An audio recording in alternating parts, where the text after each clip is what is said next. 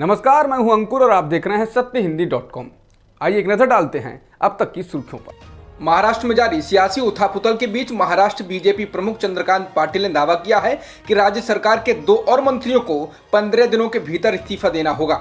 उन्होंने कहा कि महाराष्ट्र में राष्ट्रपति शासन लगाए जाने के लिए स्थितियां एकदम सही हैं। बता दें, राज्य बीजेपी प्रमुख का यह बयान सचिन वाजे की चिट्ठी के बाद आया है, जिसमें उसने दावा किया है कि अनिल देशमुख ने उसको वापस से नौकरी पर रखने के लिए 2 करोड़ की मांग की थी। इसके अलावा उसने एक और मंत्री अनिल परब का भी नाम लिया है।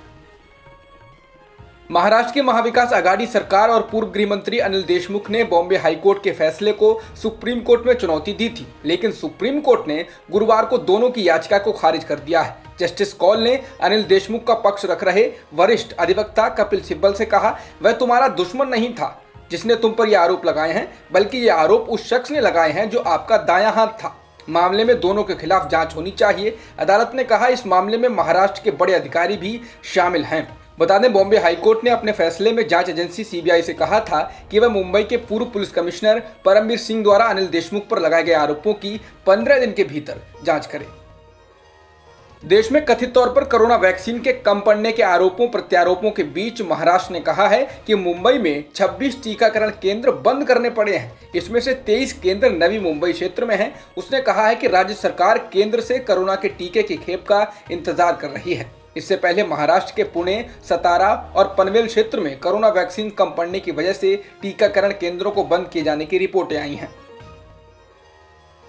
आज तक के अनुसार ओडिशा में भी कोरोना वैक्सीन की कमी की खबरें आ रही हैं। हालात इतने खराब बताए जा रहे हैं कि ओडिशा में वैक्सीन की कमी के कारण 1400 में से 700 वैक्सीनेशन सेंटर्स को बंद करना पड़ा। अब राज्य के स्वास्थ्य मंत्री ने इसको लेकर केंद्र सरकार को चिट्ठी लिखी है। ओडिशा के स्वास्थ्य मंत्री नव किशोर दास का कहना है कि हमारे पास सिर्फ 2 दिनों का ही स्टॉक बचा है। नया स्टॉक नहीं आता है तो पूरे राज्य में टीकाकरण ठप करना होगा।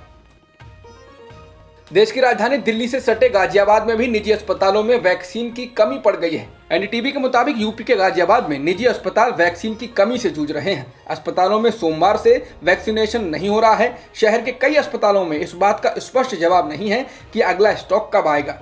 इन्होंने अपने प्रवेश द्वार पर नोटिस चिपका दिया है, जिस पर लिखा है वैक्सीन फिलहाल उपलब्ध नहीं है। बता दें, वैक्सीन कम पड़ने को लेकर केंद्रीय स्वास्थ्य मंत्री हर्षवर्धन कह चुके हैं कि कोरोना की जिम्मेदारी से बचने और वास्तविक स्थिति से ध्यान भटकाने के लिए ये बातें कही जा रही हैं। उन्होंने दावा किया था कि देश में वैक्सीन की कोई कमी नहीं है। वैक्सीन को लेकर आरोपों प्रत्यारोपों का दौर शुरू हो चुका है। अब महाराष्ट्र सरकार ने वैक्सीन के वितरण में केंद्र सरकार पर भेदभाव करने का आरोप लगाया है। महाराष्ट्र के स्वास्थ्य मंत्री राजेश टोपे ने कहा है कि हमें हफ्ते में सिर्फ 17 लाख कोरोना वैक्सीन की डोज मिली है, जबकि यूपी को 48 लाख, एमपी को 40 लाख और गुजरात को 30 लाख वैक्सीन की डोज दी गई हैं।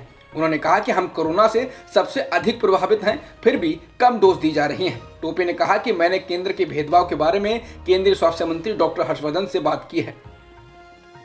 एस्ट्राजेनेका ऑक्सफोर्ड की वैक्सीन को लेकर उठे सवाल गंभीर होते जा रहे हैं। ब्रिटेन की मेडिसिन और health care product regulatory agency ने पाया है कि इसकी वैक्सीन और खून के थक्के जमने के बीच कोई मजबूत संपर्क है। इस यूरोपियन मेडिसिन एजेंसी ने कहा है कि हालांकि इस तरह खून के थक्के जमने और प्लेटलेट्स गिर जाने के मामले बेहद कम हैं।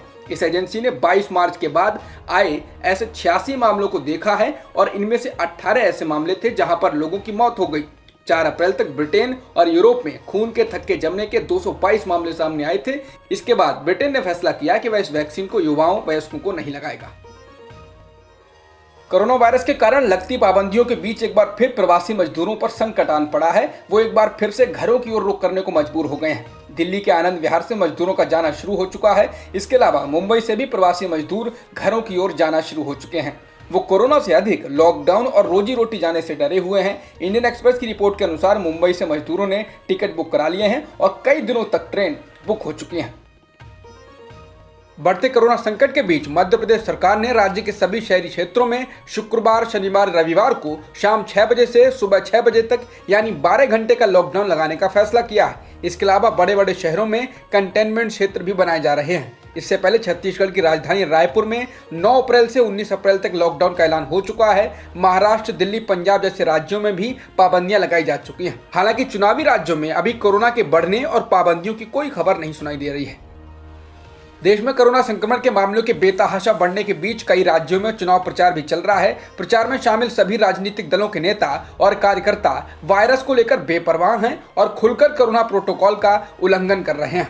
इसे लेकर दिल्ली हाईकोर्ट में याचिका दायर की गई थी। याचिका पर सुनवाई करते हुए हाईकोर्ट ने गुरुवार को केंद्र सरकार और चुनाव आयोग को नोटिस जारी किया है। याचिका में मांग की गई थी कि अदालत चुनाव आयोग को निर्देश दे कि वह अपनी वेबसाइट, मोबाइल ऐप्स व चुनाव से संबंधित अन्य प्लेटफॉर्म पर कोरोना के दौर में चुनाव के लिए जारी की गई गाइडलाइंस को प्रमुखता से दिखाए।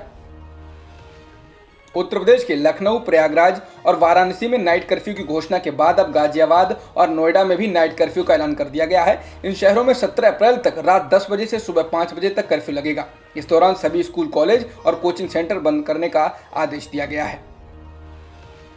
भारत में बढ़ते कोरोना संकट को देखते हुए न्यूजीलैंड की प्रधानमंत्री जेसिंडा अर्डन ने 11 अप्रैल से भारत से आने वाले लोगों पर पाबंदी लगा दी है, यानी अस्थायी रोक लगा दी है। ये रोक अभी 28 अप्रैल तक लगाई गई है। बता दें, न्यूजीलैंड में अभी कोरोना के 23 नए पॉजिटिव केस दर्ज किए गए थे, जिनमें से 17 केस भारत से थे।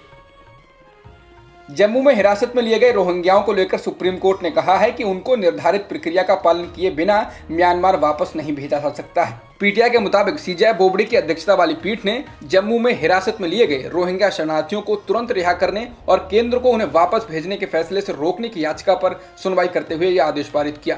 केंद्र सरकार ने याचिका के विरोध में कहा था कि देश अवैध तरीके से घुसकर आने वाले लोगों की राजधानी नहीं बन सकता है। छत्तीसगढ़ के बीजापुर में माओवादियों के साथ हुई मुठभेड़ के बाद से ही सीआरपीएफ का एक जवान उनके कब्जे में है। माओवादियों ने साफ कर दिया है कि वो सरकार के द्वारा भेजे गए वार्ताकार को ही जवान को सौंपेंगे। जवान की रिहाई के लिए बीजापुर के जंगलों में गई सामाजिक कार्यकर्ता सोनी सोरी को माओवादियों ने खाली हाथ वापस भेज दिया है। उनका कहना है कि वे सीआरपीएफ के जवान राकेश्वर सिंह मनहास को सरकार द्वारा भेजे गए वार्ताकार को ही सौंपने वाले हैं। बता दें, सरकार की ओर से अभी तक कोई वार्ताकार नहीं चुना गया है। अब तक की खबरों में इतना ही। बाकी खबरों के लिए बने रहिए सत्यहिंदी.com के साथ।